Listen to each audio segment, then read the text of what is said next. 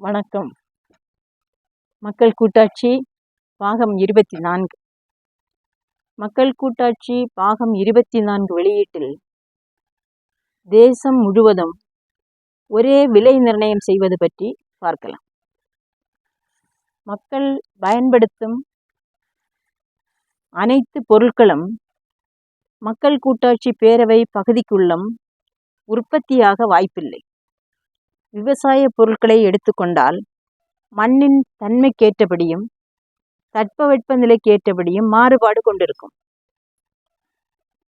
மணல், நிலக்கரி, பாறைகள், கிரானைட் கற்கள், இன்னும் பல கனிமப் பொருட்கள், இன்னும் ஆலை உற்பத்தி பொருட்கள் என பல வகை பொருட்கள் வெகு தூரம் எடுத்து செல்ல வேண்டிய பொருட்களாக இருக்கும். இன்னும் வெளிநாட்டு இறக்குமதி பொருட்கள், அதன் விலை, வர்த்தகம் என்பது மதிப்பீடு கூடுதலாக இருக்கும். மட்டுமல்லாது இன்று உலக வர்த்தகம் என்பதும் ஸ்திரத்தன்மை கொண்டதாக இருக்காது.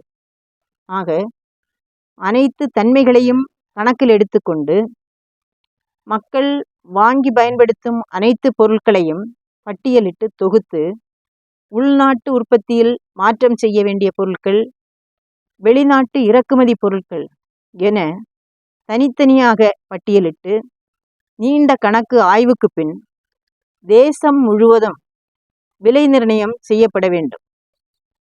பொருட்களின் விலை என்பது ஒரே விலையில் கிடைக்கும்படி விலை நிர்ணயம் இருக்க வேண்டும். அனைத்து பொருளும் செலவினம் கணக்கிட்டு லாபமின்றி விலை நிர்ணயம் செய்தல் வேண்டும்.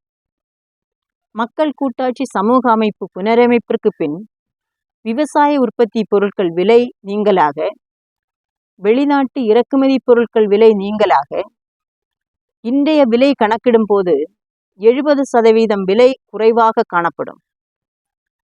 விவசாய உற்பத்தி பொருட்கள் விலை மட்டும் 20% மட்டுமே குறைய வாய்ப்புள்ளது.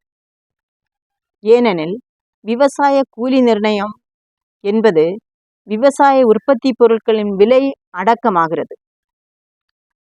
இந்த கணிப்பானது இந்திய நாட்டில் விவசாயிகள் எவ்வளவு கடுமையும் கொடுமையும் போதிய விலையின்மையும் கடன்பட்ட விவசாயத்தாலும் தற்கொலைக்கும் ஆளாக்கப்படுவதையும் நாம் காண முடிகிறது. அப்படிப்பட்ட விவசாயிகளையும் அனைத்து வசதியும் பெற்று வாழ வைக்க வேண்டியது மக்கள் கூட்டாட்சி விதிப்படி கட்டாயமாகிறது. அடுத்த 25ஆம் பாகத்திலிருந்து மக்களின் அடிப்படை வாழ்வாதாரம் பற்றி நாம் பார்க்கலாம்.